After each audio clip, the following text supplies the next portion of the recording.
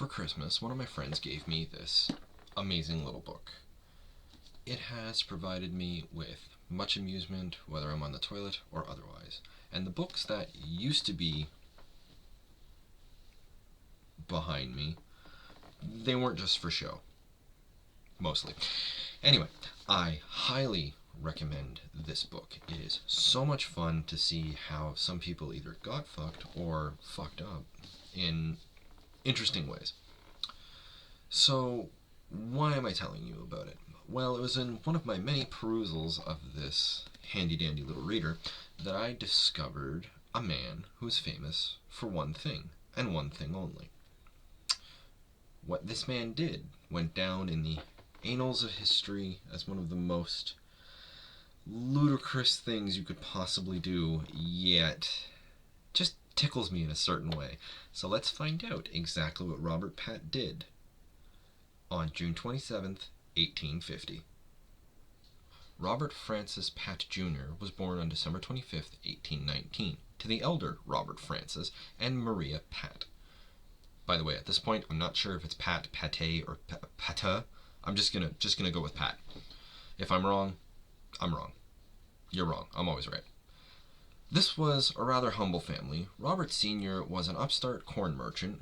Remember that at this time, corn referred to wheat and other grains in Europe, so it might to you guys it might mean something different. Anyway, Maria fell ill when the younger Robert was just a child and died in April of 1821, leaving Robert without a mother. Details on this stage in Robert Jr.'s life are rather difficult to come by. We know more about his father, and that's completely understandable. He was a very successful merchant in the Victorian era. That wasn't an easy thing to do, and this allowed him to climb many social rungs. And I'm going to take this time to kind of give a backdrop to the Victorian era and middle 19th century Britain, otherwise known as the Pax Britannica. The period in which Robert Pate Jr. lived his whole life is known as the Pax Britannica. After the defeat of Napoleonic France, Britain was left as the main superpower in the world. Not to say that other nations couldn't challenge them, but picture an even more powerful US after the Second World War. That's the level of what Britain was at this point. The only major power that could come close to challenging them was Russia, and that's exactly what happened in the Crimean War, where Britain and France laid the smackdown on Imperial Russia to protect the balance of power in Europe. So why am I telling you this long-winded story about international relations in the mid-1800s? Well, so you can understand exactly why it was a big deal for a small merchant like Pat to rise up as he did. The economic power that Britain was wielding was something unseen before. Pat managed to ride this wave and rise up to a very high station, and allowed his son to be educated at Norwich, and even bought him a commission into the 10th Light Dragoons, called a courtenancy. God, I hope I'm pronouncing that right, in 1841. Then, the following year, he purchased a promotion to lieutenant. In 1844, Pat, which is now how I'm going to refer to Robert Jr. from this point on, was deployed to Ireland. We don't know a lot about this deployment, and that's normal. It's very difficult to get information like this from now. There are duty rosters and there are records, but they're not the most detailed, and for the point of this video, I don't feel the need to go into them. What is important is to know that this deployment had an event that probably started Pat's descent into madness. The event in question is when one of the horses or many of the horses in the stables came down with rabies. And an order came down that all of the animals in the barracks needed to be destroyed. And Pat's dog, which he loved very much, and his favorite horse had to be put down. And it was from this moment that many of Pat's comrades believed that he started to lose it. And in fact, his colonel, John Vandeleur, stated that there was something particular about him from that day on, that he was just never the same, and in fact, it was very difficult to trust him. According to this colonel, he then went missing, or as we would call it today, AWOL. Despite Colonel Vandeleur's best efforts, he could not glean any information from Pat about what he had been up to other than that he had been allegedly in England, which could not be corroborated. It was also around this time that Pat started to claim the cook was trying to poison him, and one of his comrades, Captain Edmund Bentlett Firth, said that he was afraid to go into the mess, fearing the dishes were poisoned. It is also from Frith that we can all but confirm that it was the loss of his horses and dog that pushed him over the edge. Shortly after, in 1846, Pat left the unit and officially returned to England, where he lived with his father. Now his father truly saw how disturbed his son had become. From this point on, we need to rely even more heavily on what was said during Pat's trial. According to his servant, Charles Dodman, he became even more erratic. According to Charles, he was thrown from his horse more than once, and he never sought medical treatment. I particularly love this quote from Dodman. His habits were very irregular. In Jermyn Street, he rose at 7 and first had a very large basin of water, which would hold about 4 gallons, and he put his head into it. He then had a bath, and into that bath he would put whiskey and camphor, half a pint every morning to about 10 pails of water, sufficient to cover his body. 2 ounces of camphor mixed with a pint and a half of whiskey served him 3 mornings. While he was dressing, I have heard him making noises and shouting, particularly in the bath. A whiskey bath, huh? Maybe he's onto something. So, as you can plainly see, he was starting to lose it, fast. Many individuals testified that he was unusual, giving rather lively accounts to his unusual behavior. He was known around Great Marlborough Street and the surrounding neighborhoods for walking with his jacket open, screaming at random moments.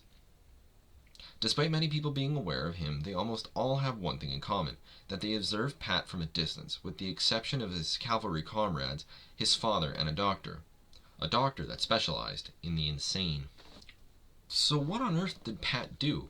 What could Robert Pat have done that leveled this much scrutiny against him before the age of the internet? Well, he committed assault, or a rather serious assault. But it's not the fact that he committed assault, because yes, we do have court records of people that assaulted other random people in the street from this time. But it's who he assaulted that... Ooh. On June 27th, 1850, he walked out into the courtyard of Cambridge House in Piccadilly. Then around 6:20, he smashed a woman who was sitting in an open-top carriage. He hit her so hard with his cane that it destroyed her bonnet and drew blood. It wasn't the first time this woman had been attacked. In fact, she had a lengthy history of attempts on her life, though this is the only one that actually did any physical damage to her, which left her traumatized for years. The woman he hit was none other than Her Majesty Queen Victoria. Mr. Pat gave a legendary bonk on the head to the Queen, and then he was immediately arrested by Sergeant James Silver. He was charged with, first, assaulting the Queen, second with alarming her, and third with breaking the peace. Honestly, for Pat, it didn't look good. I mean, he did hit the Queen so bad it drew blood. His father was worried that he would be put to death. The craziest thing about this trial to me, though, is the fact that his defense didn't use an insanity defense. They went with a momentary lapse in judgment due to a weak mind. Although we can see from the witness testimonials and just analyzing his behavior, he was losing it for quite some time. What difference could it make? He hit the friggin' Queen! Surprising absolutely no one, Pat was found guilty. But it's his sentence that surprised everyone, including me. There were most observers who believed he would get the death penalty, or worse, and what he really got was 7 years in prison. And how he got away with this was a combination of 2 factors. Those 2 factors were the fact that this was 19th century Britain, and they prided themselves on their trials, their judicial practice, and all that good stuff. The other one was that he was rich. Because Victorian society was all about the upper crust, it meant that the judge was lenient. Being sentenced to 7 years in Tasmania, we don't know a whole lot about his time in prison. We do know that he spent the first year in what would have been rather harsh conditions for him, where he was treated like a common criminal. Then Pat was transferred to do what we would recognize as community service, for the rest of his imprisonment. When Pat was released, he married a rich heiress. They lived in Tasmania for 8 years, then they moved back to London, which caused a little bit of a stir in social circles, but ultimately died down. Pat lived pretty much in obscurity for the rest of his life, and became somewhat successful. He lived a quiet, secluded life with his wife, passing away in 1895, leaving over £22,000 to her. I think the lesson we can take here is that people have always been attached to their animals. It's not a new phenomenon. And also, you never know what's going to set someone off. You never know what's going to send them into a spiral. So just always be kind and courteous, Ask them what's going on. Take the time. So, new room-ish. We had a bit of a leak in the wall in my bedroom / studio / crying place. And, well, we had to take the wall out, and now nothing can be in there because we can't fix it because it's too wet outside. So, it's below zero. Not much you can do. But that's okay. I have this good temporary space that's going to work out well. I'm not crazy about the shadows, but this will do. I want to thank you very much for watching. I want to let you know that you can follow us on Twitter, on Instagram, even though we haven't put a post out on Instagram yet as of the making of this video. Who knows if that'll change? I don't know. We also have a podcast if you want to go listen to that. It's mostly just my buddy and I talking about history, and we do the necessary reading to get the job done. So I want to thank you very much for watching. Thank you for coming on this journey with me, and as always, stay safe out there.